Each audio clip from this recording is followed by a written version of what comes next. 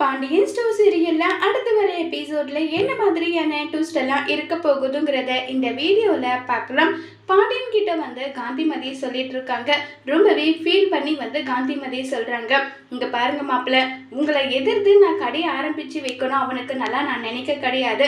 நீங்க எப்படி வந்து அவனை பார்த்துக்கிட்டீங்கன்றது எனக்கு நல்லா தெரியும். அதனாலதான் நான் இந்த முடிவு எடுத்திருக்கேன். அவங்க அண்ணனுங்களுக்கு இல்லாத உரிமையா அவங்க அண்ணனுங்க கடையை ஆரம்பிச்சு வைக்கிறேன்னு சொல்றாங்கன்னா ஆரம்பிச்சு வைக்கட்டும். அதுக்காக தான் நானும் வந்து எந்த தடையும் சொல்லலை.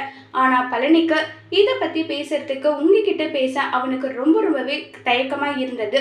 அதனாலதான் சரி நானாவது பேசலான்னு சொல்லிட்டு தான் பேசுறேன்றாங்க. உடனே கோமதி, ஏமா நான் என்னுடைய தம்பிக்கு எதுவுமே செய்ய மாட்டேன் நீ நினைச்சிட்டு இருக்கியா? என் தம்பியை பிரிச்சு கூட்டிட்டு போகலான்னு சொல்லிட்டு முடிவு பண்ணிட்டியான்னு சொல்லிட்டு தான் கேட்குறாங்க. கேட்ட உடனே காந்திமதி, சேச்சே நான் அப்படியெல்லாம் எப்பவுமே சொல்ல மாட்டேன். அவன் வந்து என்னை விட உன் மேல எந்த அளவுக்கு அன்பு பாசமும் வச்சிருக்கான்றது உனக்கே நல்லா தெரியும். தெரிஞ்சுக்கிட்டு நீ ஏன் இப்படி கேட்டுட்டு இருக்க கோமதி? இங்க பாரு கோமதி, எனக்கு என்ன தேவை தெரியுமா? என்னுடைய பசங்க அவங்க சொந்த காலில் நின்றுட்டு இருக்காங்க. அதே மாதிரி இவனும் சொந்த காலில் நிக்கணுன்றது மட்டும்தான் என்னுடைய எண்ணமா இருந்தது, வேற எதுவும் கிடையாதுன்றாங்க. உடனே பாண்டியன் வந்து, அத்தை நீங்க கவலைப்படாதீங்க, தொழில் அவன் நல்லபடியா கத்துக்கிட்டதுக்கு அப்புறமா நானே அவனுக்கு ஏதாவது ஒண்ணு வச்சு கொடுக்கலான்னு சொல்லிட்டு தான் நான் நினைச்சிட்டு இருந்தேன். நான் அவன்கிட்ட பேசுறேன்னு சொல்லிட்டு பாண்டியன் வந்து சொல்றாங்க. ரொம்ப நன்றி, அவனுக்கு இதை பத்தி பேசுறதுக்கு ரொம்பவே தயக்கமா அவன் இருந்தானா, அதனாலதான் உங்ககிட்ட நானாவே வந்து பேசலான்னு சொல்லிட்டு வந்துடுறாங்க. சரிங்க அத்தை, சரின்னு சொல்லிட்டு வந்து சொல்றாங்க. இப்ப நம்ம கோமதி ரொம்பவே வெக்ஸ் ஆகி உட்கார்ந்துட்டு இருக்காங்க. அப்ப வந்து கேட்டுட்டு இருக்காங்க நம்ம கோமதி கிட்ட வந்து, அரசி அம்மா என்னமா ஆச்சு, எதுக்காகமா இப்படி உட்கார்ந்துட்டு இருக்க, என்னமா ஆச்சுன்னு சொல்லிட்டு கேட்டுட்டே இருக்காங்க. அப்ப கூட பதிலே வந்து சொல்லாம ரொம்பவே வருத்தமாவே உட்கார்ந்துட்டு இருக்காங்க. அதுக்கப்புறமா வந்து பாத்தீங்கன்னா இப்ப நம்ம பழனி வந்து, அக்கா என்னக்காச்சு, ஏன்க்கா வந்து நீ இப்படி உட்கார்ந்துட்டு இருக்கன்றாங்க. ஏன் பழனி, என்கிட்ட ஏன் பழனி உண்மையை மறைச்சேன்னு சொல்றாங்க. அக்கா என்னக்கா சொல்ற, என்ன உண்மையை மறைச்ச, எனக்கு எதுவுமே புரியலன்றாங்க.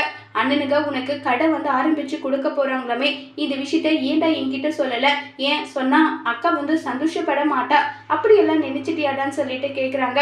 அக்கா அண்ணனுங்க விருப்பப்பட்டாங்க, எனக்கு இதுல முரண்பாடு இருக்கு, எனக்கு அதுல கொஞ்சம் கூட விருப்பம் இல்லை, இருந்தாலும் வேற வழி இல்லாம நான் ஒத்துக்கிட்டேங்கான்னு சொல்லிட்டு எல்லாம் இருக்காங்க.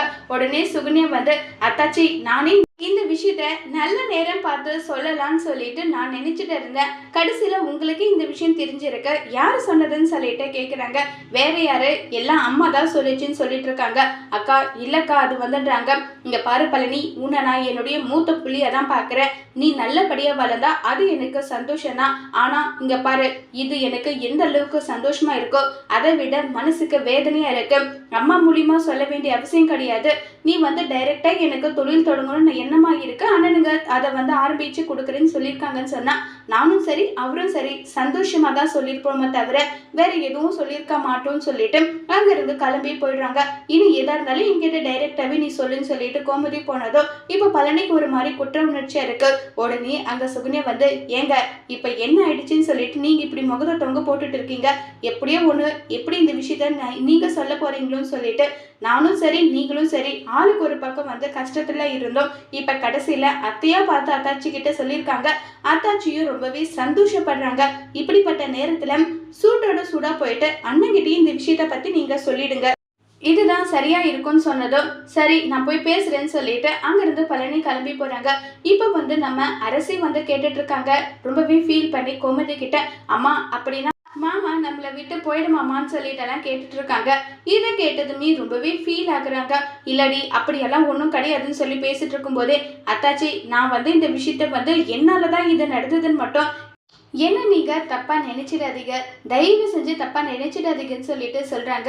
இதை கேட்டதோ, இங்க பாருமா உன்னை பத்தி எனக்கு நல்லா தெரியும்னு சொன்னதோ, இங்க பாருங்க அத்தாச்சி, என்னதான் கல்யாணம் பண்ணிட்டு வந்து நாத்தனாரோட வீட்டுல இருக்க சொல்லி யாராவது ஒத்துப்பாங்களா? ஆனா நான் இருக்கேன், அதுல இருந்தே புரிஞ்சுக்கோங்க. உங்களுக்குள்ள ஒருவேளை ரெண்டு வீட்டுக்கும் நடுவில் ஏதாவது ஒரு சண்டை வந்துச்சுன்னா, இங்க பாருடா பழனி, அவங்க ஆரம்பிச்ச கடையில இருந்து நீ வந்துடாதடான்னு மட்டும் தயவு செஞ்சு சொல்லாம இருங்கன்னு சொல்லிட்டு கோமதி கிட்ட குத்தி காட்டுற மாதிரி பேசுறாங்க. இப்பயும் சரிம்மா நான் அப்படியெல்லாம் எதுவும் சொல்ல மாட்டேன்னு சொல்லிட்டு இப்ப வந்து ஃபீல் பண்ணி பேசிட்டு இருக்காங்க கோமதி. அடுத்த ட்ரக்கா வந்து இப்ப நம்ம செந்தில காட்டுறாங்க. செந்தில் வந்து கோட்டர்ஸ்ல இருக்காங்க. செந்தில் கோட்டர்ஸ்ல இருக்கும்போது அங்க வந்து கட்டப்பையோட வந்து மீனா வராங்க. என்ன இதுன்றாங்க. இதுல சாப்பாடு இருக்கு, அதே மாதிரி அத்தை பலகாரம் கொடுத்து அனுப்புனாங்கன்னு சொல்றாங்க.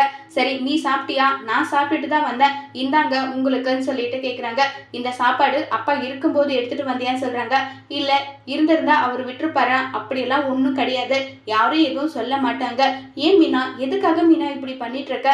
நம்ம 2 பேரும் சேர்ந்து சந்தோஷமா இருக்கணும்னு சொல்லிட்டு எவ்வளவு ஆசைப்பட்டேன், கடைசியில நீ இப்படி பண்ணிட்டு இருக்கேன்னு சொல்றாங்க.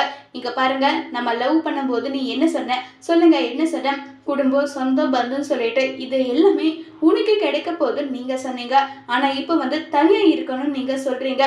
ஏன்னா அப்ப இருந்த சூழ்நிலை வேற மீனா, இப்ப இருக்க சூழ்நிலை வேற. சூழ்நிலையெல்லாம் ஒண்ணும் இல்ல, உங்களுக்கு கிடைச்ச வேலையால நீங்க மாத்திக்கிட்டீங்க. இப்ப என்ன, நம்ம சந்தோஷமா தானே இருக்குன்றாங்க. சந்தோஷமா தான் இருக்கோம், இல்ல சந்தோஷமா நீங்க இருக்கீங்க. இங்க பாருங்க, மதியம் ஹோட்டல்ல சாப்பாடு வாங்கிக்கலாம், காலையிலுக்கு மட்டும் தான் டிஃபன் வாங்கிட்டு வந்திருக்க, அத்தை கொடுத்தாங்கன்னு சொல்றாங்க. ஏமீனா, சமைக்கிற ஐடியாவே இல்லையான்னு சொல்லி கேக்குறாங்க. இங்க பாரு, சமைக்கிற ஐடியால எல்லாம் நான் இருக்கேனா இல்லையான்றது இல்ல. இங்க பாருங்க, நீங்க ஒரு வேலை செஞ்சா நான் ஒரு வேலை செய்வேன். நீங்க பால் வாங்கிட்டு வந்து, காய்கறி வாங்கிட்டு வந்து, அதுக்கப்புறம் சமையல் கொடுத்தா நான் கண்டிப்பா சமைப்பேன். வீடு கூட்டுறது, சாமான கழுவுறது, இது ஒரு பார்த்தா நீங்க செய்யணும். அதை விட்டுட்டு இதே மாதிரி பண்ணிட்டு இருந்தீங்கன்னா என்னால வேலை பார்க்க முடியாது. உங்ககிட்ட பேசி பேசி சண்டையை பெருசாக்க விரும்பல, நான் கிளம்புறேன்னு சொல்லிட்டு மீனா அங்கிருந்து போனதும் செந்திலுக்கு என்ன பதில் சொல்றதுன்னே தெரியாம செந்தில் ஒரு பக்கம் ரொம்பவே வருத்தத்துல இருக்காங்க. அடுத்ததா வந்து பாத்தீங்கன்னா இப்ப நம்ம பாண்டியன் வந்து காந்திமதி என்ன விஷயத்த பேசினாங்களோ அதை பத்தியே நினைச்சு ரொம்பவே வருத்தப்பட்டுட்டு இருக்காங்க. அப்ப வந்து நம்ம சரவணன் வந்து அப்பா அந்த பாக்கி கொடுக்கறவங்க கொடுத்துட்டாங்கன்னு சொன்னாலும் அதுக்கும் எந்த ரியாக்டும் இல்லாம இருக்கான். உடனே வந்து நம்ம பாண்டியன் கிட்ட கேக்குறாங்க சரவணன், அப்பா என்னப்பாச்சு உங்களுக்கு, ஏன் இப்படி இருக்கீங்க? ஏதாவது பிரச்சனையா? ஏதாவது உடம்பு எதுவும் சரியில்லையா? என்ன விஷயம்ப்பா, சொல்லுங்கப்பா சொல்லுங்கன்னு சொல்லிட்டு கேக்குறாங்க. ஒண்ணும் இல்லைன்னு சொல்லிட்டு இருக்காங்க. உடனே பழனி வந்ததும் அங்கிருந்து கிளம்பி போகலான்னு சொல்லிட்டு பாக்குறாங்க. ஆனா கிளம்பி போறது கிடையாது. பழனி, உன்கிட்ட ஒரு முக்கியமான விஷயம் பேசணும்னு சொல்றாங்க. என்ன மச்சான் சொல்லுங்கன்னு சொல்லிட்டு கேக்குறாங்க. ஏன் பழனி, நீ வந்து கடை ஆரம்பிக்க போற விஷயத்த நீ என்கிட்ட சொன்னா நான் அதுக்கு எதிர்ப்பு தெரிவிப்பேன் எப்படி பழனி நினைச்சேன்னு சொல்லிட்டு கேக்குறாங்க. உடனே இல்ல மச்சான் அது வந்துன்னு சொல்றாங்க. உடனே சரவணன் வந்து ஷாக் ஆகுறாங்க. என்ன மாமா, இப்படி ஒரு வார்த்தையை என்கிட்ட சொல்லவே இல்லை. இல்லடா, எனக்கே தெரியாது, எனக்கு இதுல விருப்பம் இல்லைன்னு நல்லா சொல்லிட்டு இருக்காங்க. இங்க பாரு பழனி, என்னுடைய 3 பசங்களையும் சரி உன்னையும் சரி நான் வந்து தனித்தனியா பார்த்தது கிடையாது. இந்த தொழிலெல்லாம் ஒட்டு மொத்தமா நீ கத்துக்கிட்டா உனக்கு தனியா ஒரு கடை வச்சு கொடுக்கலான்ற எண்ணத்துலதான் நான் இருந்தேன். ஆனா உன் அண்ணனுங்க வச்சு கொடுக்குறாங்க, இதுல எனக்கு எந்த பிரச்சனையும் கிடையாது. நீ அதுல மேலும் மேலும் நீ வளர்ந்தினா என்னை விட சந்தோஷப்படுறவங்க யாரும் கிடையாது. நீ சந்தோஷமா எந்த ஒரு குற்ற உணர்ச்சியும் இல்லாம அந்த கடைக்கு நீ வேலை போய் செய்யலான்னு சொல்லிட்டு இருக்காங்க. மச்சான் அது வந்துன்னு சொல்லிட்டு தயங்கிட்டே இருந்தாலும் எந்த தயக்கமும் வேண்டாம், அத்தை என்கிட்ட எல்லா விஷயத்தையும் சொல்றாங்க. அவங்க மூலியமா விஷயம் வர்றதுக்கு பதிலா நீ என்கிட்ட முன்னாடியே சொல்லியிருந்தா நான் இதை நினைச்சு சந்தோஷப்பட்டிருப்பேன்ல. சரிடா, எனக்கு வேலைக்குது, நான் கிளம்புறேன்னு சொல்லிட்டு அங்க இருந்து பாண்டியன் கிளம்பி போயிடுறாங்க.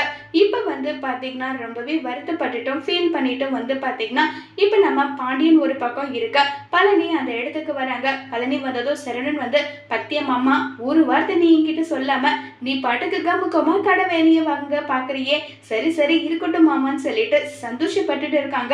இன்னொரு பக்கம் மயிலுக்கு பயங்கரமா வயிறு எறியுது. என்னடா இது, எல்லாருமே ஆளுக்கு ஒரு பக்கம் ஒரு தொழில் செஞ்சுட்டு இருக்காங்க, நம்ம புருஷன் மட்டும் இப்படி இருக்காருன்னு சொல்லிட்டு மயில ஒரு பக்கம் ரொம்பவே வருத்தத்துல இருக்காங்க. மயில ஒரு வேளை நம்ம சரவணன் கிட்ட வந்து கேட்டாலும் அதுக்கு சரவணனோட பதில் என்னவா இருக்க போகுதுங்கிறத வரப்போற எபிசோட்ல வெயிட் பண்ணி பார்க்கலாம். தேங்க்யூ.